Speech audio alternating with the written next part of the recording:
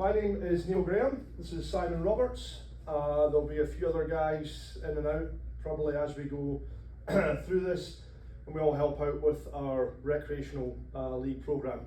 How many of you guys are first time coaches within our rec league? Almost all of you. Okay, perfect. First of all, thank you for stepping up to coach. We appreciate it, and our recreational league is absolutely 100% dependent upon parent volunteer coaches. It's what makes it tick, and without you guys it just simply wouldn't function, and that has been the case since the late 70s when our rec programme first started. So you guys are a huge part of what it's all about. It is hopefully for most kids a fun introduction to the sport of soccer, and as I say, we really appreciate it. Just whilst I'm doing the introduction, this is Justin Farley walking in. I'm sure most of you have been dealing with Justin with your rosters and what have you. And you've coached with us before?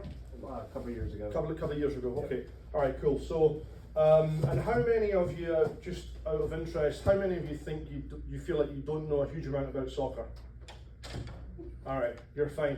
You don't need to know anything about soccer to coach soccer at these age groups. So you're in good company. There's many of our parent volunteers over the years step up, and they've never played the sport, they don't know anything about it. It's fine.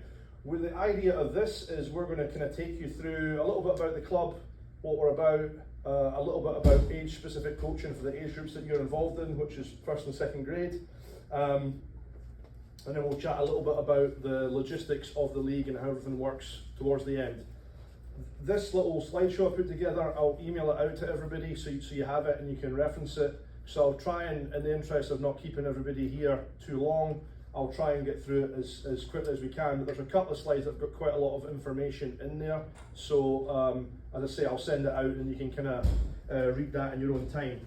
So for those of you who feel that you're somewhat new to soccer, these are the kind of key things that we think.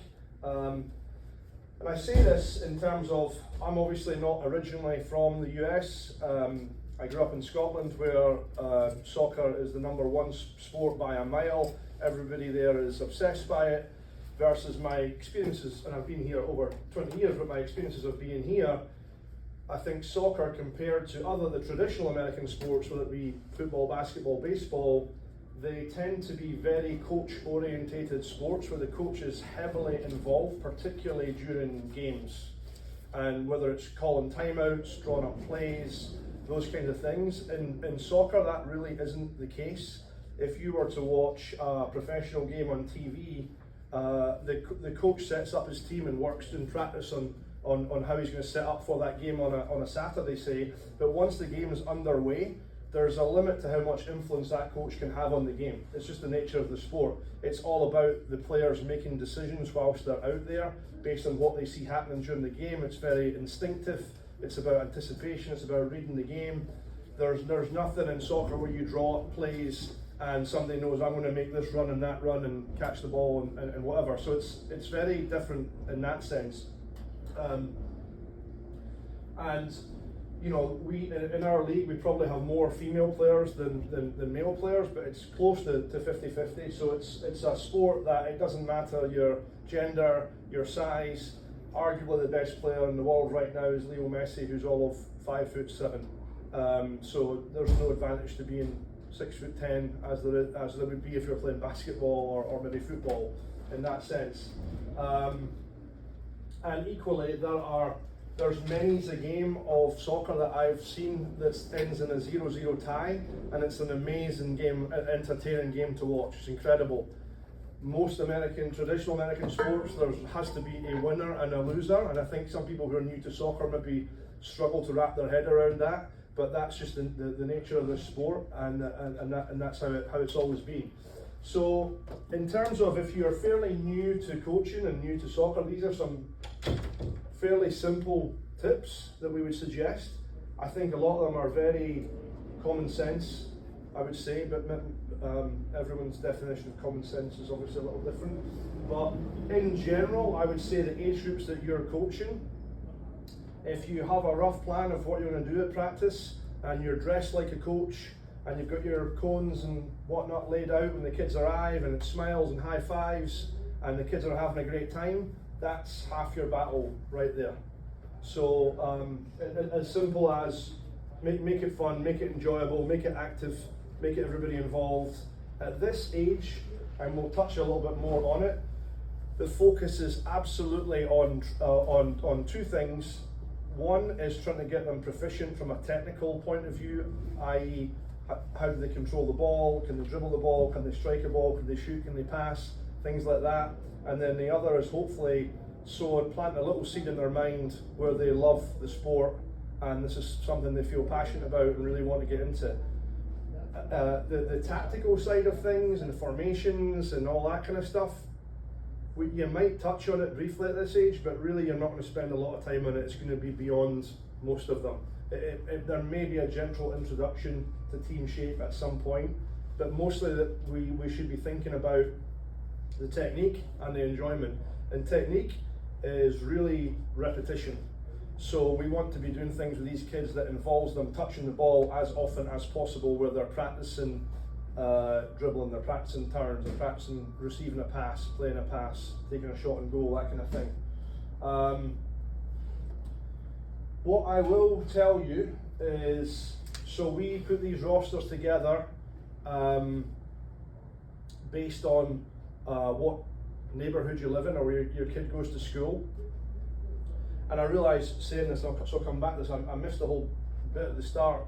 Just to give you a little backdrop to the club and the scope of the club. So this fall we'll have somewhere just over 2,000 kids playing recreational soccer, and that has probably been the case for the last 30 years within our club. We have this fantastic rec programme which is driven by parent volunteers. We also have a competitive side of the club which has got another, I think, 3,000 or 4,000 players that are playing travel competitive soccer. The club itself started back in the late 70s. Simon's father was actually involved in that way back then, and we were called Arcadia Scottsdale United Soccer Club.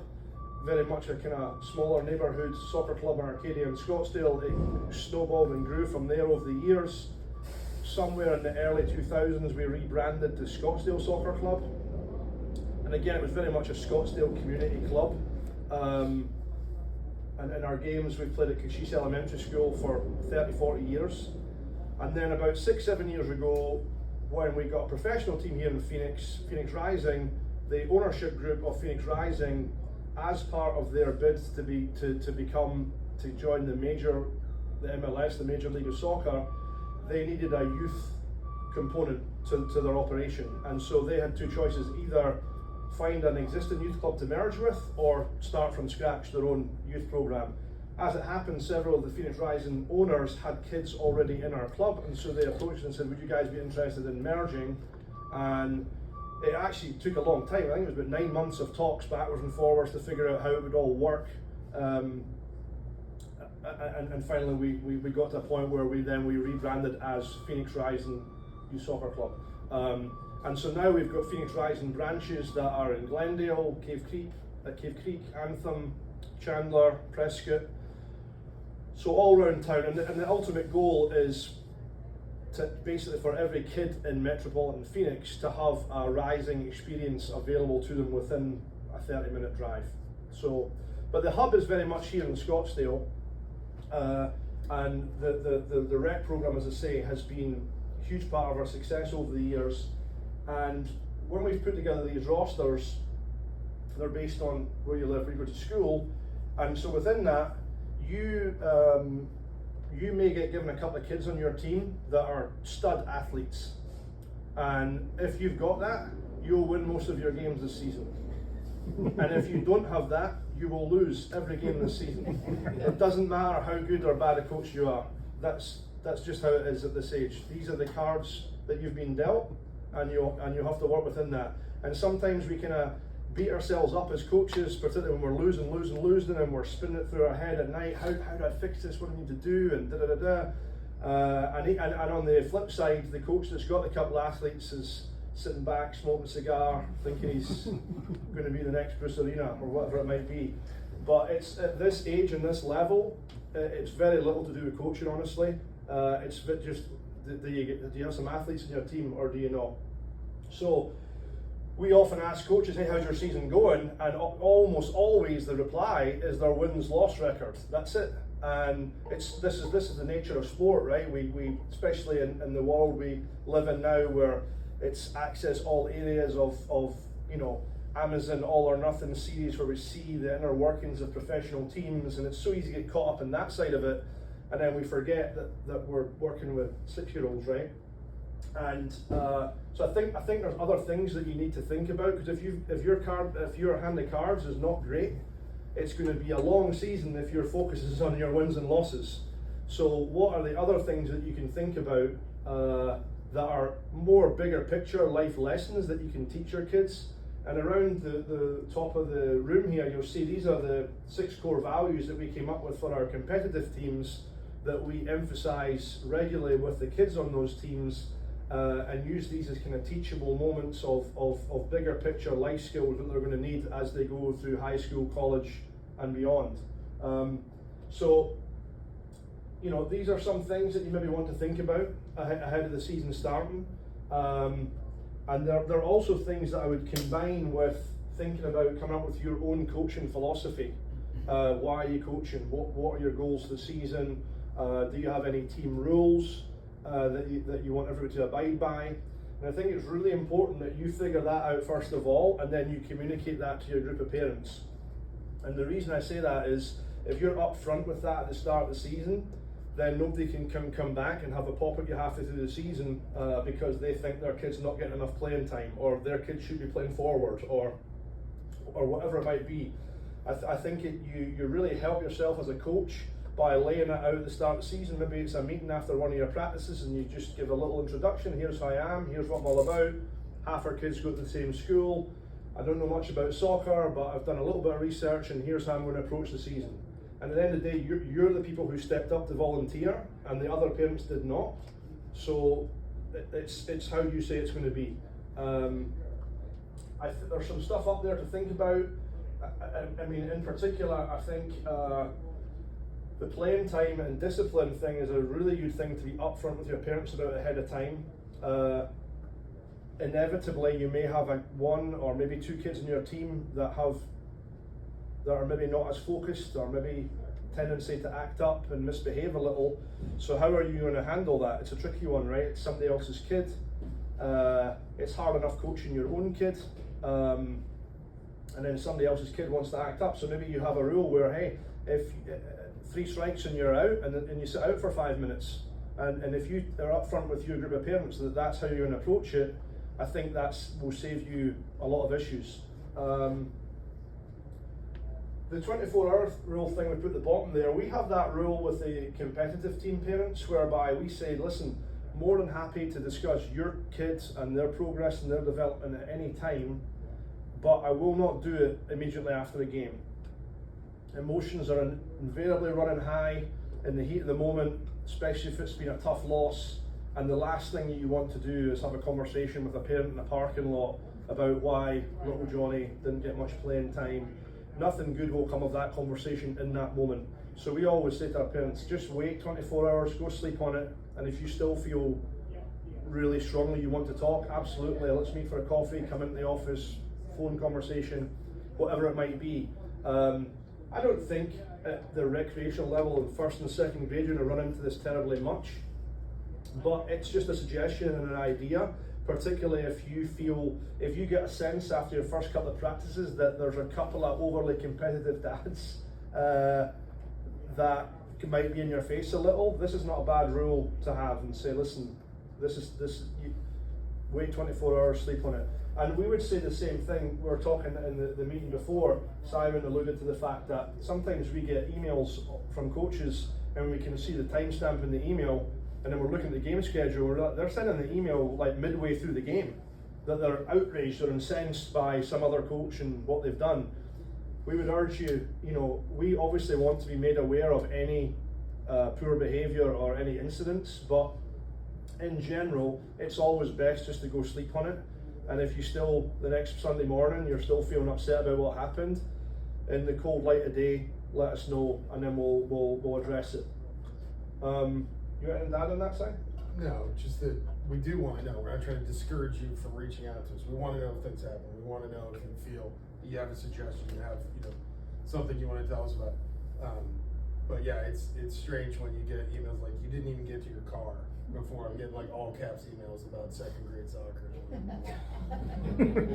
on, man! I know you just got pumped like 10-0 by some team and their coach is obnoxious and real loud, and I get it. But like, man, go home, have a cold beer, I don't know, do whatever, and then be like full breath, and then maybe the next morning, Sunday morning, have your coffee, and then just have a little perspective. But we do want to know if there's somebody, and if it's one of your own parents, if it's somebody else, another coach, we want to know, because I enjoy confronting A-type personality. I do, and because the first thing they always say to me is, I'm just so competitive, and I go, okay, I don't care, but these are kids playing soccer. Yeah. So we do want to know, so please tell us, but just try to take a couple of breaths before you tell us. Any questions on any of that? Make sense? So as I alluded to these on the top of the room here, these are the things that we focus on. And part of this came about, I just give you the backstory, on with our competitive teams. Maybe 6, 7, 8 years ago, we sort of, all the pro staff got together and we thought about, what do we want a Phoenix Rising team to look like when they're seniors at high school? What skills do we want them to have? How do we want them to play tactically? And how do we want them to conduct themselves as young adults on the field? And we thought, we want people to be able to watch an older Phoenix Rising team, and if there was no badge, people will be able to watch from afar and be like, that's a Phoenix Rising team. I can tell by the way they act, the way they play, and the skills that they have.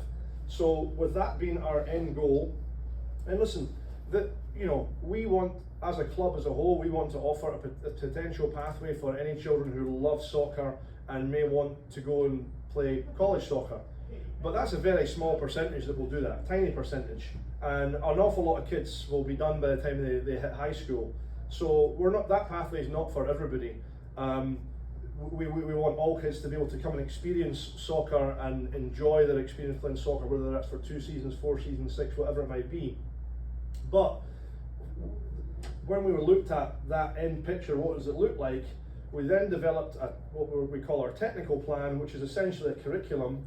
We said, if this is the end picture, let's go back to what do we need to focus on when they're 15, what do we need to focus on when they're 10, 9, 8, 7, to get to this end picture. So we have an entire curriculum of activities that all of our pro staff do with their teams, these core values you see around the room that we focus on with that end picture in mind. So it's a journey over many, many years to get to that point. And not all kids will play all the way through their senior year, but hopefully a lot will. So that's where a lot of this stems from. These are some guidelines for success. I'll let you quickly read that. As I say, I'll send this out anyway.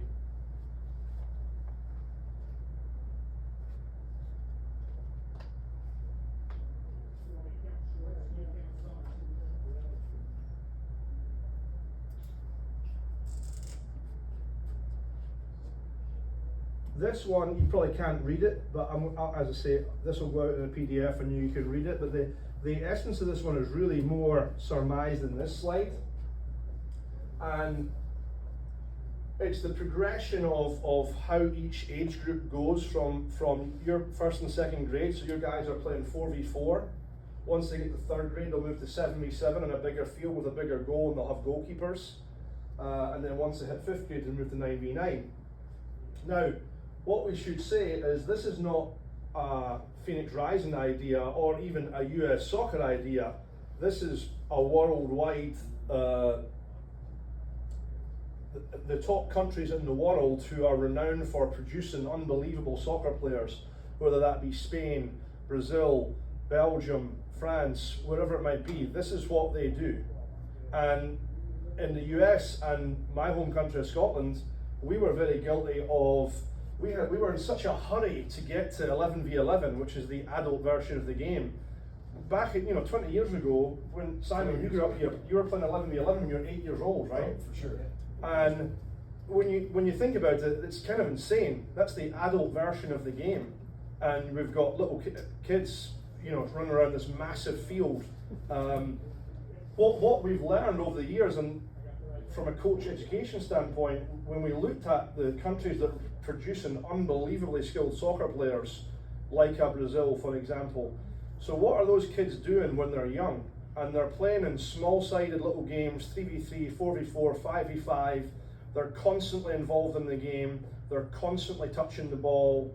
There are countless opportunities to dribble, pass, shoot, defend. And statistically, they've done research on this. If you compare how many times you touch the ball in 4v4 versus 11v11, you get like 20 more opportunities in 4v4. So it's when we talk about at this age, the focus is on perfecting technique and the repetition. 4v4 is perfect for allowing kids the opportunity to practice, repetition, constantly involved. There's an awful lot of our coaches that are in a big hurry to get from 4v4 to 7v7. We're ready. We need the big goal. We're past 4v4. And I would call BS on that, because anytime I watch one of our 4v4 games at Rec, I rarely see a team that can connect 4 or 5 passes in a row and score a goal. So if you can't do that in 4v4, what makes you think you can do that in 7v7?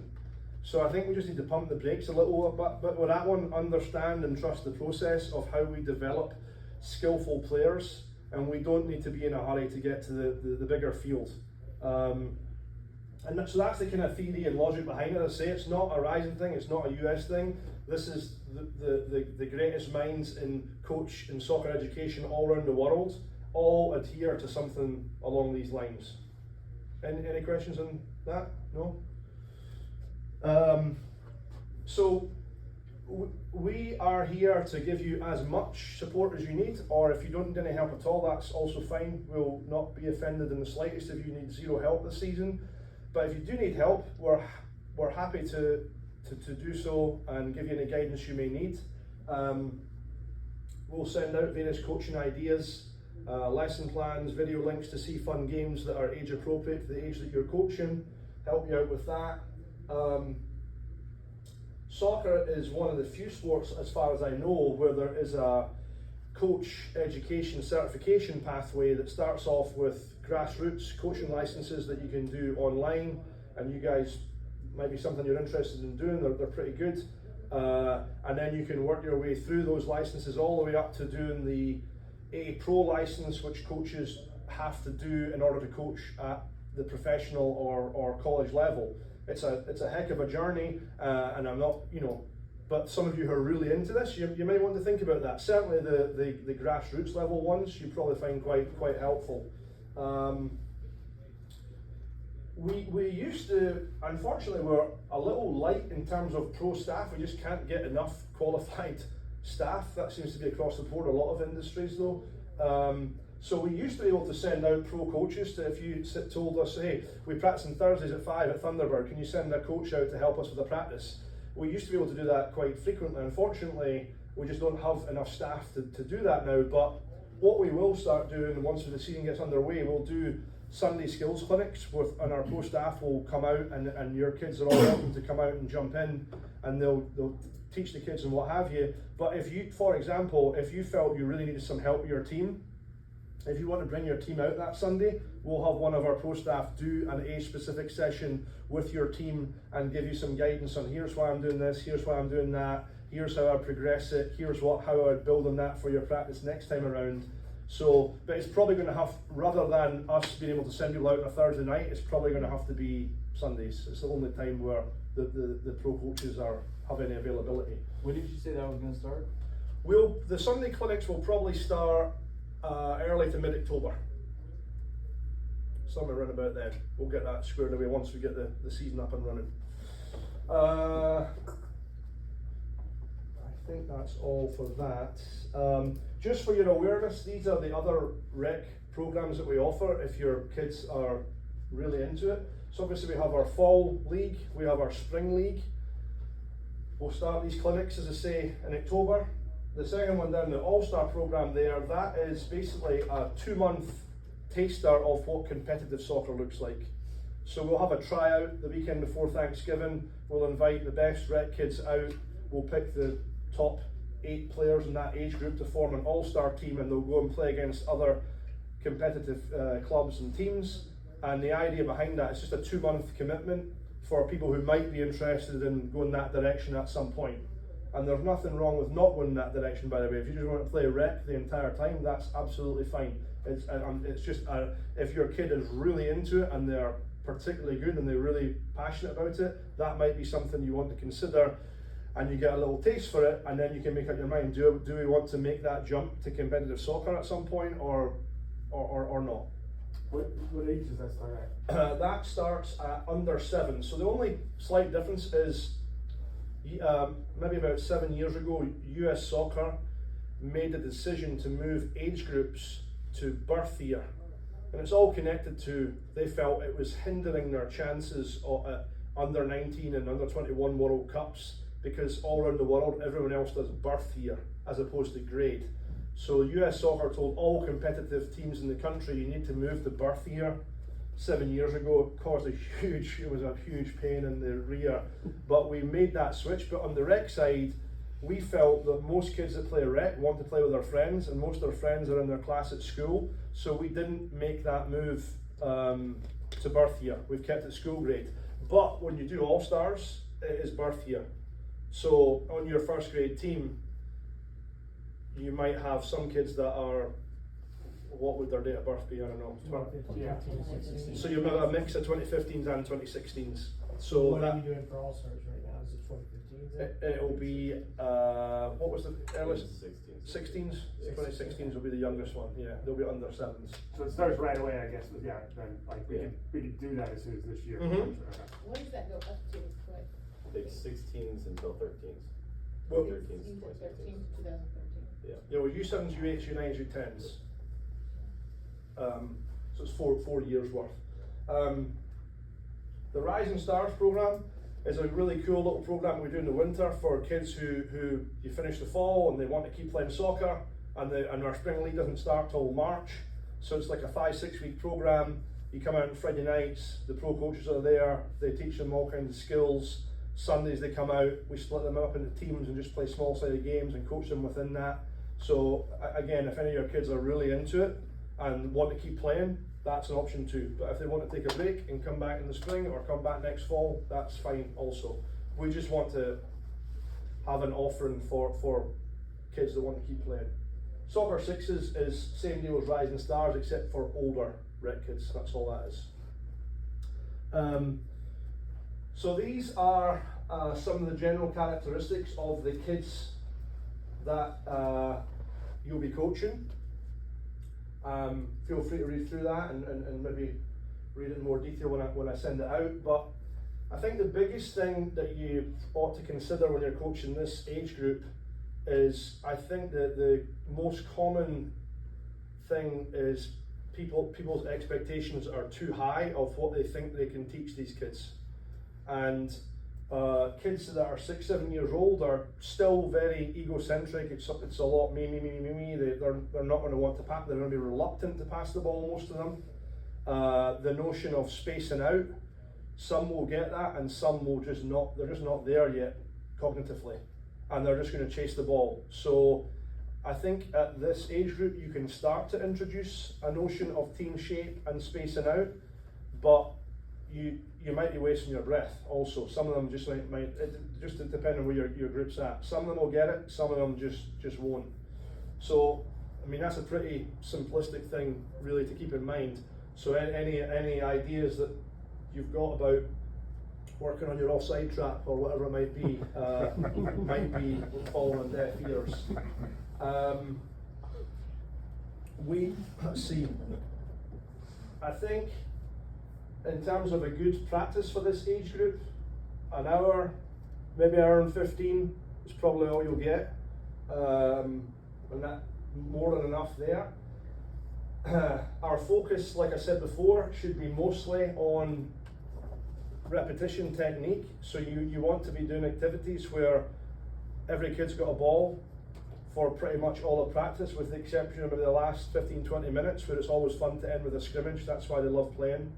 Whether you set up cones or pug goals or whatever it is and you play 3v3, 4v4 at the end, but most of your activities should probably involve players either having their own ball at their feet, or maybe it's sharing a ball in pairs, pair type activities. But anything more than that, you're unlikely to have terribly much success. I think at this age, we just had the pre-K and kindergarten coaches in before you guys, and even at this age, I think it's very applicable, and we'll send you some video links we can check out on YouTube.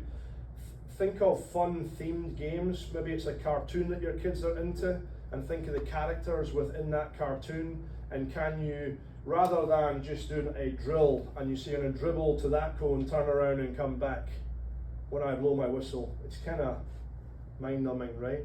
And if you are able to put a theme on a game, it will engage the kids. Their attention span will be much more increased.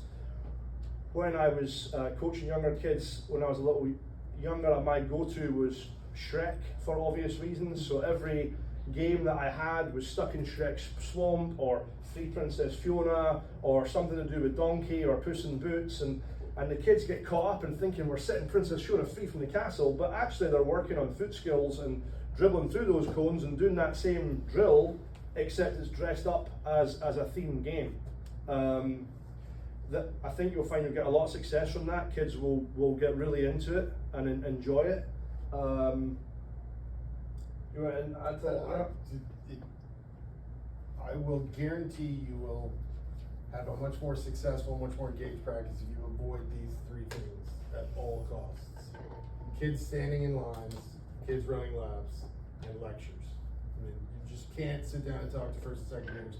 All right, everybody sit down, we're gonna take 20 minutes, we're gonna talk about this. You know, just, it won't work. Just a couple of little coaching points, move on. Do it something for 5 minutes.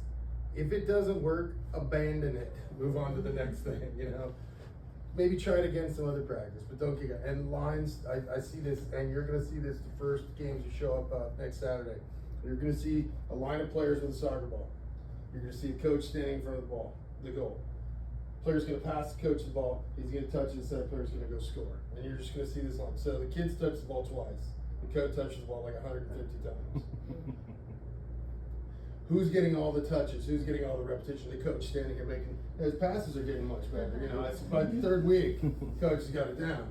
But the kids are just touching the ball twice. So like, do something different where you're not the one touching the ball with them. Like, don't have kids standing in line, even if they're having their own ball. Or if there has to be a line, which some things you do, make it 2 different lines. So they're only in line for just a minute, you know, and you're moving through it. I know this sounds, you know, simplistic, but yeah, avoid lines, laps, and lectures. I mean, there's no first grade or second grade, there's no fitness component. There isn't. The science tells us that there's no fitness gain for kids running laps in first and second grade. 0. And as punishment, I don't think it's a good punishment either. Make a kid sit out while you're doing something fun, you know? Make a kid sit down, running laps, whatever. And lectures, just don't. On that note, to validate that, we were lucky enough to get the sports science guy from Manchester United came out a couple of years ago and chatted to the pro staff. He told us that Manchester United, they don't even touch fitness until the kids have gone through puberty. He said, before puberty, waste of time. There's nothing to be gained. There's nothing to be gained from it. So that's coming from, you know, one of the top clubs in the world. Where was this when I was younger? Right, exactly. And here, I think that's the thing. I think it's very the tendency for us is to coach the way that we were coached when we were kids. But I do think that we were coached when we were kids is pretty prehistoric now. And it's easy to default to that and go into that drill sergeant, you know, burpees and laps, but you don't need to do it. Kids don't respond to that at all. It's just miserable for them. And there's so many other ways that we can make practices engaging, fun, get their attention and make them love it, as opposed to, as I say, that. And with all due respect to any football people in here, when I see football dads doing practice with kids, I'm like, wow, that looks miserable. I mean, they're just standing doing burpees like for the whole practice with their massive helmets on. But I don't know. I think soccer's come a long way.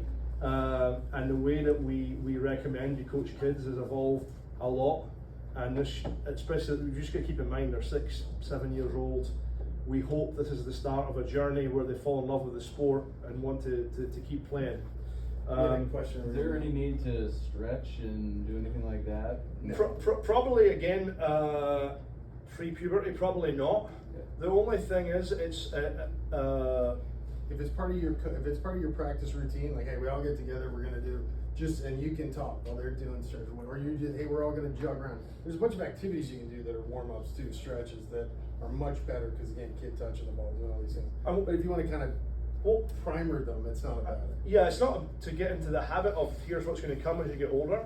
But what I would say is also what is considered now prehistoric. The sports scientists tell us that static stretching, where you stand in a circle and do this for 10 seconds and then change to a different one, no one in soccer does that anymore. Everything is what they call dynamic stretching. So it's high knees, it's butt kickers, it's opening the gates, it's stretches on the move. And we've got a bunch of videos we can send you on that are really good for just if you want to do a little 5-minute kind of get the blood pumping type thing. But it is all stretching done on the move. There's no standing around holding a stretch. The sports scientists actually tell us that that's what you should do at the end of a game. And if you watch pro teams, that's often what they'll do at the end of a game, is the static stretching. I think we covered most of the stuff up here.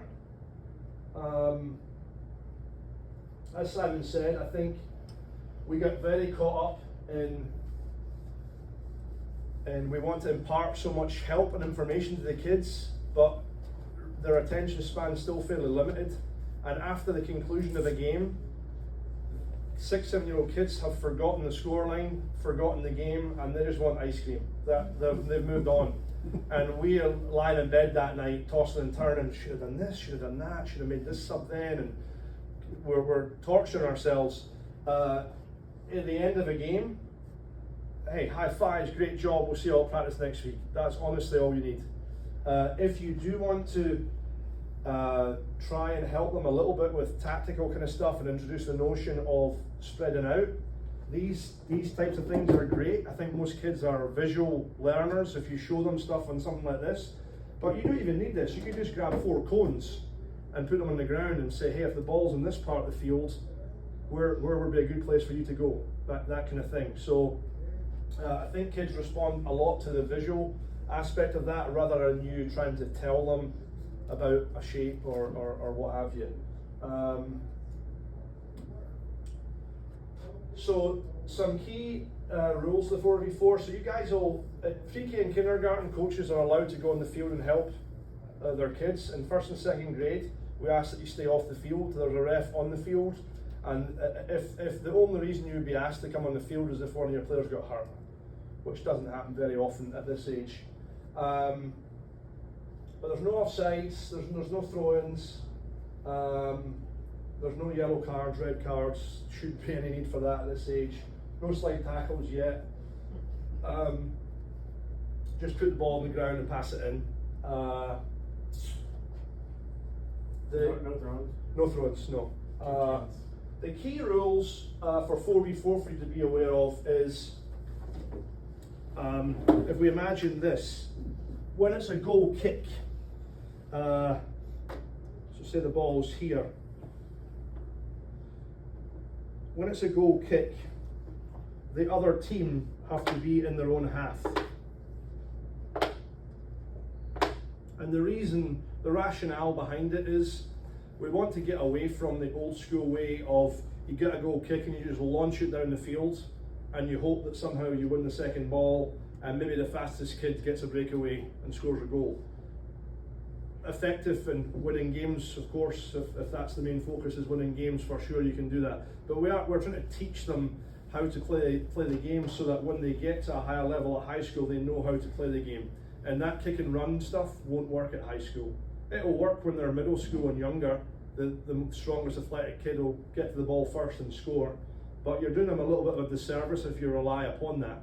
So what we want to get away from is just launching a goal kick down the field and it's a crapshoot who gets the ball. So the other team got to retreat to the halfway line, with the idea being that maybe you've got two players that go out here, one player stays nice and high, and hopefully the nice simple pass is there, and it buys them just a couple of seconds before, because what will happen is there will be an onslaught come from midfield as soon as the goal kick is taken. But at least it gives this kid a couple of seconds to control the ball, pick their head up, and maybe think about trying to play a pass down the line to this player, for example.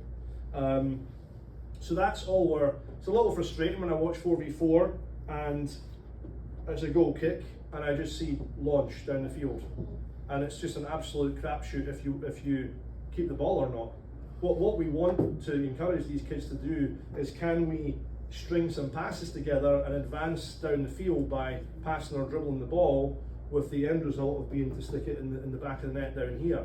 And what you don't, as I said, what we'd love to get to the point of doing, well, you should always be sort of saying to your kids, hey, can you go forwards? And if we can go forwards, we should go forwards. There's a good option to go forwards, because at the end of the day, we need to get the ball down here to score, and that's the name of the game.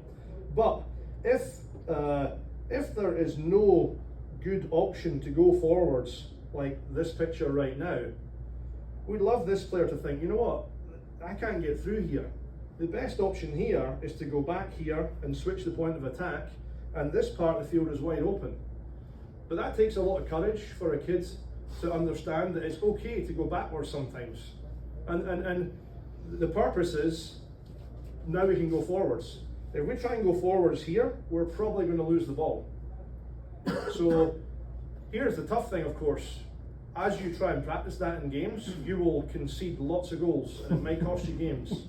So are you willing to lose games for the bigger picture of allowing your kids to practice becoming better soccer players? That's where it gets a little tricky, right? But so that's goal kicks. And then the other always bone of contention would be this old chestnuts. Let's say this is the picture here, and coach has told little Johnny just to park himself in front of goal and not let other teams score. Now, we've got the ball, so if we have the ball, he should be up here supporting, so that if this kid finds this situation and he's got no option to go forwards, maybe he can go back. But if little Johnny's parked back here, he's disconnected, he's completely out of the game, he's not even involved in the game. So if we're talking about having these 4v4, having kids actively involved in the game all the time, you should be encouraging your player to step up here. Now don't get me wrong, if this player steals the ball, it might not be a bad idea for him to retreat and try and block the goal and make sure the kid can't score. You're not going to let the other team score, right? You're trying to stop them score. Where this gets contentious every year is coaches say they're playing a goalie. They're not playing a goalie. A goalie would use their hands. So as long as he's not using his hands, he's not a goalie. He's a defender who's just stuck in front of the goal. There's no rule to say you can't do it. So if you come up against a coach and he or she decides that they're going to do that, whatever. We're not going to lose sleep over it. To me, it doesn't make sense, because in this scenario, the attacking team are playing 3 versus 4. They're playing a man down. It doesn't make sense to do that. Why would you not play 4v4? If he steps up, now it's a fair fight. But by having him is dumb, really. But this is always a contention with 4v4, first and second grade every year. I wouldn't get too caught up in it. Some coaches will deliberately do it. Here's the thing, some players at this age will have a natural inclination to protect the goal. And so sometimes you're so caught up in coaching what's going down here, you don't even notice that this guy's back here. Another coach is all bent out of shape because you're playing a goalie, but you just didn't notice. So every week we get arguments about this, and let's relax. It's all good. That's the premise behind it. Hopefully, yeah. Are we doing court kicks? Yeah. So if regardless if it goes out here or out here, if it goes out here, it's a kick in from wherever it went out, and if it goes out here, it would be a kick in from the corner. Is there a reason why you're not teaching throw-ins at this age? Well, yeah. I mean, if we were to do throw-ins, we would probably waste about half of every game getting the technique right. And what they always do, they lift their back leg up, it's a foul throw, and we've got to retake it. And we want the ball in play as much as possible so that they're actually playing. And so a throw-in is, well, it seems a simplistic technique to us, it's a struggle for some kids. Also, it's a ball that's been launched from up here, now the ball's bouncing around, it's whacking off shins, it's out of bounds again, it's another throw-in, and we end up wasting valuable time that could be better spent on dribbling, passing, shooting, scoring goals. So again, it's part of that progression of, okay, 7v7, third grade, now we'll introduce throw-ins. At this age, the focus is all about technique, dribbling, passing, scoring goals. So that's the rationale behind that. Brief summary of how you might have a successful season, hopefully. Here's a little fun video. Some of you maybe have seen this before. This happened at one of our rec games 4 or 5 years ago. And it actually made America's Funniest Home Videos. Went viral, and it's...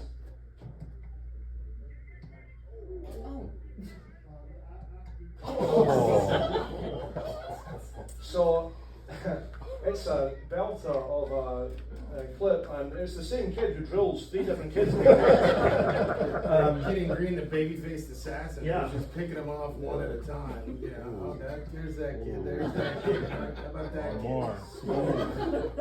So, the reason I show this is partly because it's funny, and partly this is the kind of stuff you can expect to see on Saturdays. So any notions we have of watching Barcelona-style soccer out at Cachis, it's not going to happen. This That's is a more third likely. grade game, by the way. That's That is what you'll see. Stuff like that happens. Nobody was hurt in this, and so because nobody was hurt, it is funny. Laugh. It's all good, right? This is kids playing soccer. Don't keep it in perspective. Quick success story for you. This young lady's her name is Kelly Hitchcock. She went to Chaparral High School. She's now off playing college soccer somewhere in Illinois. The reason I put Kelly up there, I think she's a great poster child for our club. She grew up right next to Cachis where you play. Her mum and dad sat in this room just like you, maybe 12 years ago, volunteer rec coaches. She's got a twin brother, Alex, and her older brother, Max, all played rec soccer.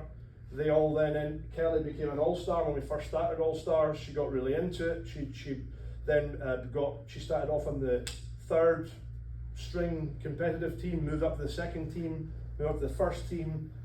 By her senior year, she was playing in regional national events and a highly recruited college player. What I loved about Kelly is multi-sport athlete, played lacrosse for Chaparral High School. Everything I read suggests that multi-sport athletes is the way to go. Focusing on one sport at a young age is not healthy. And then the other great thing, Kelly and her brothers, whenever they weren't playing soccer, they'd be at the fields refereeing. So this is not the pathway that for everybody, of course, but hopefully I think she's a great example of a kid who started in rec, worked her way through, played lots of sports, gave back to the club, and what have you. So maybe some of your kids follow that journey too. In terms of the season ahead, game schedules we're working on, and we'll hopefully have them finished in the next few days. All I can tell you is most people don't realize how complicated game schedules are, and it's a real, we in all the years that we've been doing this, we cannot find a software program that can handle exactly what we need it to do in terms of the game schedule, and with the amount of teams, the amount of fields, the amount of locations, the amount of coaches that coach 2 or 3 rec teams. So we can't have a kindergarten, if he's coaching a kindergarten team, a first grade team and a 4th grade team. How do we maneuver that around to make sure everybody gets 1 game a weekend, hopefully no bye weeks, hopefully no double headers. All these factors, we just can't find a program that can deal with it. So we get the framework for the schedule, but then we have to manually go in and maneuver everybody around, especially the multi-coach teams.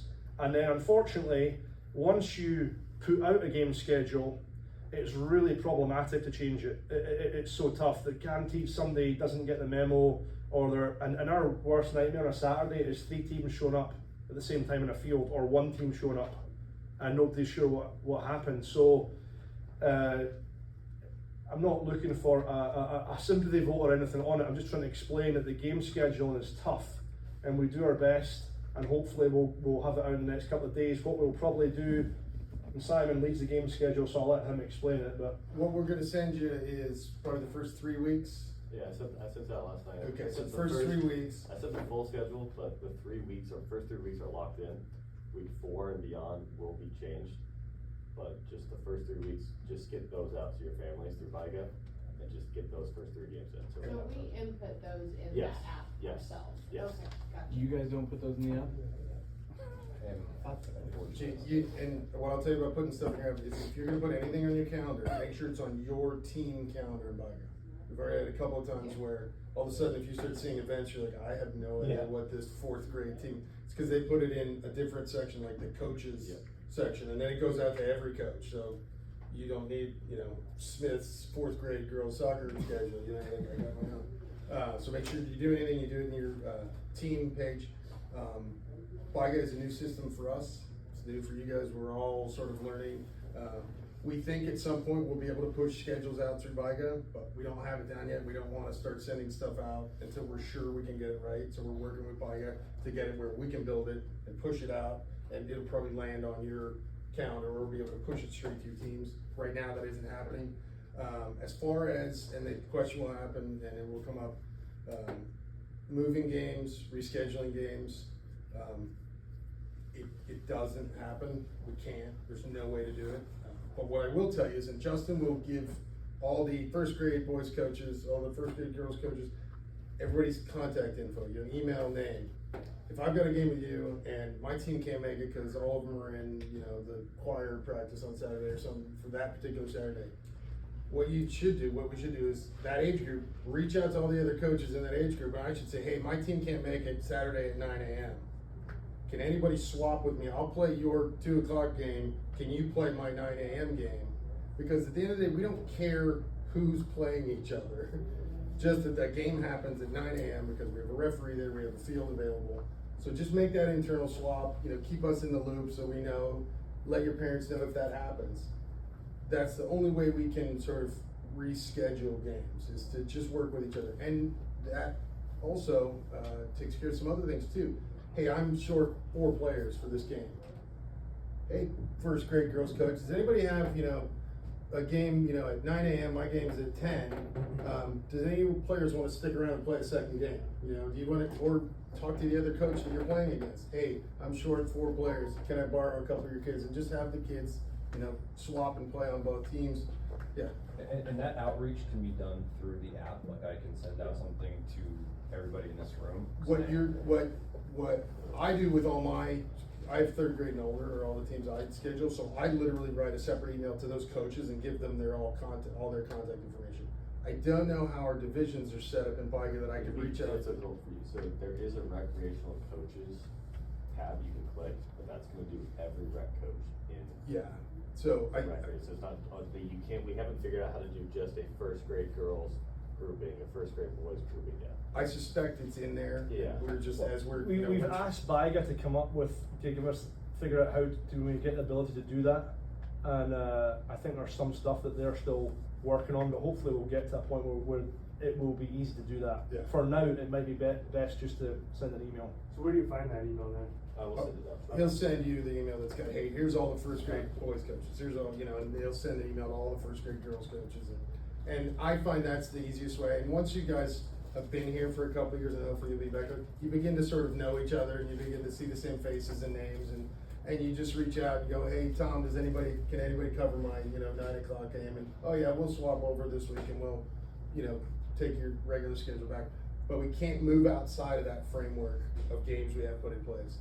It is, and Neil sort of put it mildly, it is shocking that none of the hundreds of scheduling softwares that can handle, because nobody has a rec league that has coaches that coach across age groups, coach across genders, have specific times and field spaces allotted, have referees, field spaces allotted, do 11-week seasons, sometimes have doubleheader games because scheduling software can't figure that out. And so if your team had played 2 doubleheaders, for example, well, you've played your 11 weeks at week 9, you get dropped off the schedule because you've already played 11 games. You know, it's shocking. And I know some of you are in your heads going, I've got an Excel spreadsheet that can do this. I know it. Send it. I promise you, I have no emotional connection to like how this happens. It's the bane of my existence. So, please. And the other thing on schedules to make you aware of, we will keep track of the score lines as we go through the season.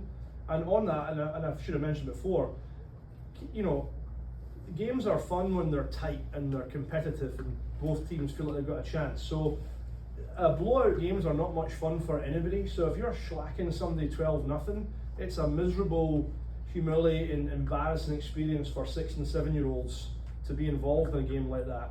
And it even gets boring for the kids that are scoring all the goals. At some point, okay, I've scored 5 goals today. At some point, it's not as enjoyable as a competitive game would be. So there's nothing wrong with if you feel like you're handily beating a team, and I would say once it gets to like 5-0, I'd be saying to Simon, throw on your 5th player. Let's even this up a little. Let's make this a game. Do I care if I win a 4v4 game of soccer? Not really. And the other thing too is, you know, maybe little Johnny scored 5 goals in the first 7 minutes of the game. Maybe this is a game where little Johnny doesn't play as much as he normally plays. Maybe little Johnny can kind of, you know, and you talk to little Johnny like, hey Johnny, it's 10-0. Yeah, there's a number of things we as coaches and adults can do to diplomatically manipulate a game. You could tell your players, hey, you know, you're 7-0 up. Hey, you can only score your weaker foot now. So now your kids they're still learning and being challenged, but they can't take a shot with their stronger foot, and so it just evens up the game a little. Your kids still get challenged, but the other team are not getting humiliated. We don't need to be doing that for young kids. So there's nothing wrong with throwing on an extra player or 2. It's no big deal. So if you want to do that, chat with our coach and make that happen. We do that on the competitive side all the time with the younger age groups. It's very fluid. We just if we see a game is mismatched, all right, the other team is going to add a couple of players. It's fine. Now within that, when we keep an eye on your score lines, we will start to get a picture of who got dealt the great set of cards at the start of the season, all the stud athletes, and who did not. And so what we will actually do for the last 2 weeks of your schedule, beyond Thanksgiving, we'll try and match up all the strongest teams to play against each other and all the weakest teams to play against each other. That's not with the intent of creating a championship game. It's more with the intent of, if we know that this team has lost every game this season, why would we have them play the strongest team on the very last day of the season and get beat 20-0, and that's their last memory of the season was getting annihilated, versus there's another team who've lost every game this season. Let's have them play each other on the last day, and suddenly everyone's like, wow, we've improved so much. So you're saying it's a way to manipulate their experience, so it seems like they like this already. But that is what we'll try and do, just so that hopefully it's a better experience for all the kids that are playing. Very rarely do we have issues with the weather in terms of rain, but we are, whether the fields are open or closed is determined by the City of Scottsdale. If they close the fields, and they'll really only close the fields if there's standing water in the fields, they would contact us and we would instantly send out an email. So as soon as we know, you will know. If you don't hear anything from us, that means the fields are open. This is the city rain line number. That's essentially, if we wake up on a Saturday morning at 6 a.m. and it's coming down, rarely here, but that's the number we would call and find out are the fields open or they closed. So feel free to call that yourselves. We play when it rains. You parents, there'll be a gray cloud in the sky, and you'll be getting emails from parents. Are the games on today? Kids are not made of sugar. We play in the rain. It's not baseball. If there's any baseball, baseball. We play in the rain. Yeah. The only time they close fields again, like you said, standing water, the fields trying to protect the fields, or if there's lightning, the city won't close the fields, but we will tell you, if you see lightning, we need to be off fields. We don't need anybody getting hurt. Yeah. Last thing, our club registrar, her name is Polly. She will be reaching out at some point with a background checker that everybody has to do every year. There's also a concussion course that everybody, the coaches, whether it's ourselves, yourselves, have to do. You guys, once you've done it once, you're good. You've got your concussion certificate to say you've done that course. But the background checker has to be done every year. So expect to see that drop into your inbox at some point. In terms of game day Cachis, Simon and the guys are there super early setting things up. They will set up the 4v4 fields, the goals, except the nets will get dropped in the middle of the field. If you get the first game of the day, the expectation would be you just put the nets in the back of the goals. If you get the last game of the day, it's appreciated. We have to drag those goals all the way to the perimeter fence. Simon, Peter, Dante, whoever's there will probably come around and say, hey, you're the last game. Yeah, we'll let you know. We'll let you know how to do it. And the goals are aluminum. They're this big. You literally, and if you're coaching, assign that duty to one of your parents. Hey, Tom, I'm coaching the team. You're dragging one of the goals, and we show everybody where to put them. It's very simple. The perimeter fence to Coach Eats is right here. Here's where your all of first and second grade games are. So the fields are all out here, and it's just dragging the goals 40 yards, over to the fence. And then we have to go back and lock them up every night. But it's not a big deal. It's super easy. Invariably, though, the way schedules work out, you'll be the last game of the day like 4 weeks in a row. You'll be like, but again, assign that to somebody on your team. You're doing the hard work. They can put a net in a bucket and drag an aluminum goal, 50 yards. It's not a big deal. Last thing up here is referees. This is Peter Burns sitting in the corner here, is our referee assigner. And so he schedules referees for all of our games. There is a massive referee crisis in Arizona, huge shortage. We can't get enough referees. Kids will do it for a season or two and then they quit because we yell at them and they're like, this is not worth my time to show up on a Saturday morning and get some 40-year-old dude yelling at me, talk to me like I'm an idiot. So it's a massive problem. We're having to cancel games because we don't have referees, and all of the clubs in the Valley got together recently, and because of the referee crisis, they basically told all clubs with rec programs, the consensus of them was you don't need referees for 4v4 games. The priority should be 7v7, 9v9, 11v11. We went to bat for our rec coach and we said, listen, we feel that on the competitive side 4v4 we don't need referees because those are professional coaches who know the game. But our rec parents often, they really need that help with 4v4 games. So we fought to keep referees on our 4v4 games despite pressure to not have referees for those games. But the way we've gone about it is we've basically, the referees you will have will not be fully licensed referees that have done the 12-hour course that you need to be a certified referee. They will be high school or middle school players that play in our competitive teams, and we've brought them in for an hour's training. They know the game because they're all playing at a pretty good level. These yellow shirts here, we're in the process of getting badges on them for those referees, but these are kids who are doing this to give a little back, earn a little cash when they're not playing games themselves. But absolutely do not yell at them, and try and befriend them and help them. Introduce yourself at the start, encourage them, they're learning, and unless we do something pretty abruptly to help our referees, we run the risk of having to have games with no referees, and none of us want that. That would be a real challenge if we're getting to the 7v7, 9v9 games and we're having to have random parents volunteer or whatever. So we need help with this. It's a kind of bad situation, and these, as I say, these are kids not much older than your own kids. They're out there, they're doing their best. They're going to make mistakes. They're going to make bad decisions. They're not going to blow their whistle loud enough. Get over it. It is what it is. Do you guys have anything to add on that? I just have one thing to add to what Neil's saying. So last year, the single biggest comment or complaint that the coach would say is the ref never blew the whistle. So what you have to understand is if it's a brand new ref, she is petrified to blow, even though they were blowing them so loud at Rancho at the training, the first time they step there, they are petrified.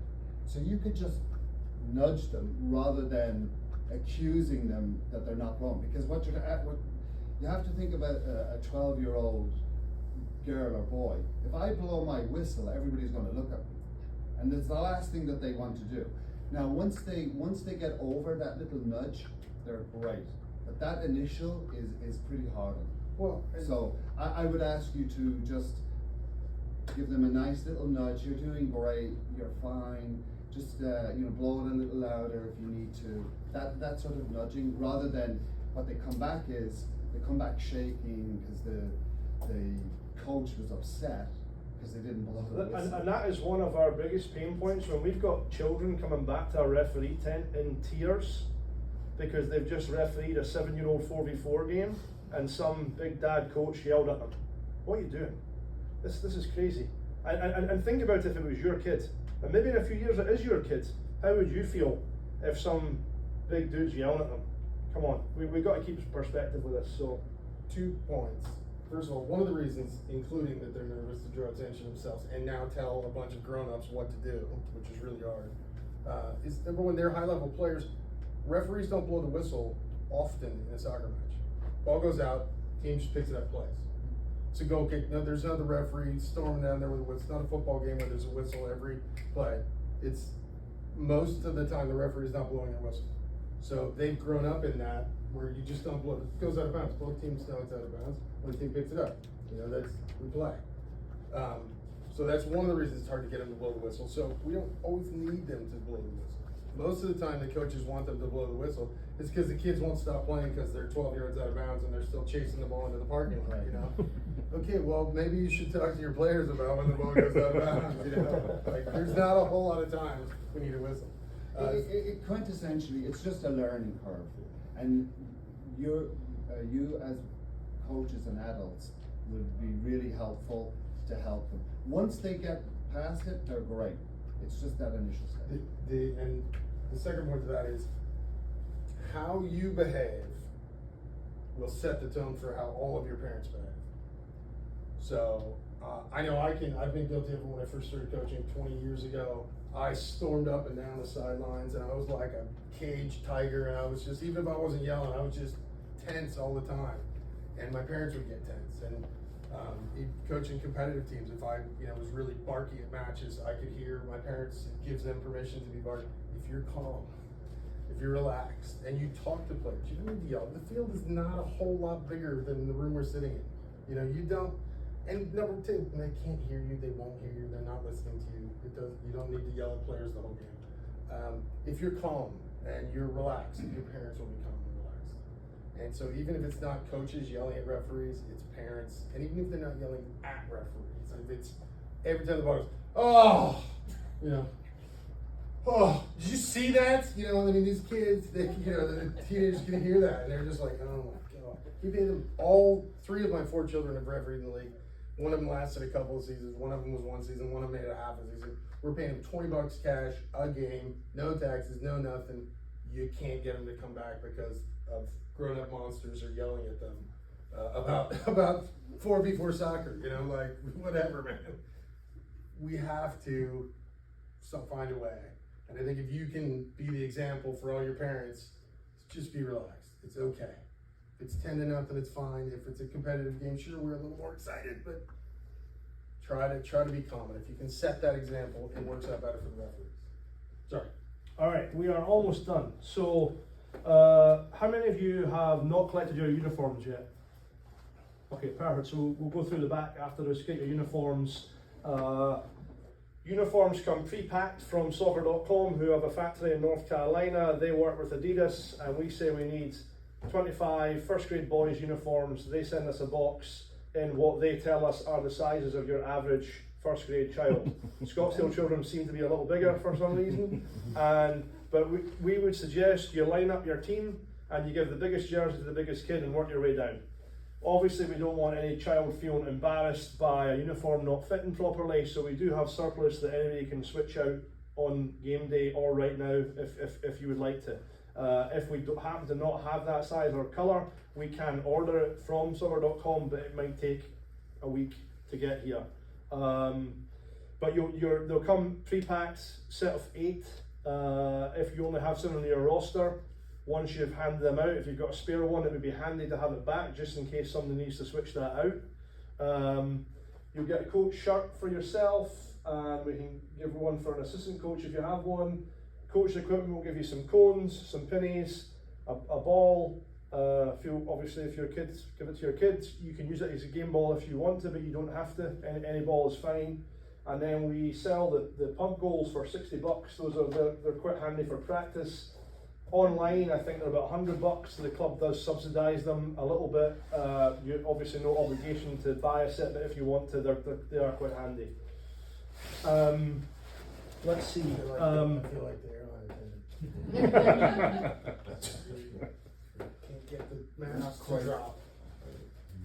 But no, these are great. I've coached for 20-some years, and I've used these pop-up goals for 4v4 teams all the way up to U19 teams.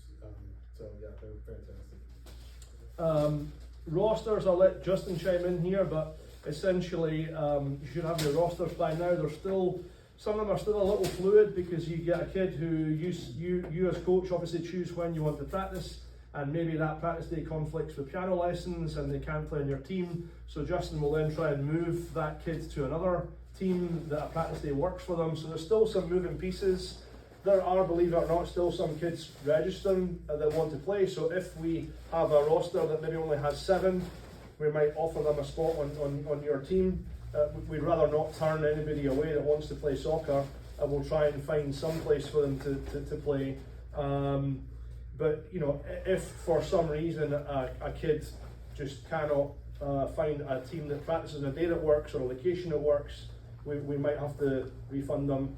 But you know, every year over 2,000 kids, we might end up doing a dozen refunds. That's about it. Normally we find some place for them to play. But have you got anything you want to add on rosters? No, I do the best I can to try to keep them at rosters of 8. Obviously, try to get them at the same school or people that they know. Obviously, it's not all going to be perfect. So usually when you set your practice up, I'll get an email saying, hey, they're practicing Thursday, I can't do it. I do the best I can to switch and then find someone to replace that spot. But obviously, it's not always going to be a perfect world situation.